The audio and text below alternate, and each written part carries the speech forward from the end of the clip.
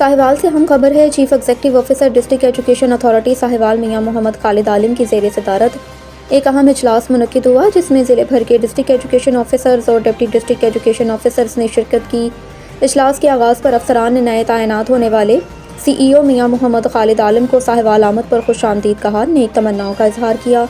इजलास में ज़िला साहिवाल के तलीमी निज़ाम की मजमूई सूरत-ए-हाल, स्कूलों की कारकर्दगी, असातिज़ा और तलबा की हाज़िरी, तलीमी मयार में बेहतरी और जारी तरक्याती मनसूबाजात का तफसीली जायज़ा लिया। इस मौके पर CEO मियां मोहम्मद खालिद आलिम ने अफसरान को हिदायत की कि फील्ड में बाकायदा और मौसर विजिट्स को यकीनी बनाया जाए। स्कूलों में असातिज़ा की हाज़िरी, तलबा की रजिस्ट्रेशन, तदरीसी अमल की कड़ी निगरानी की जाए।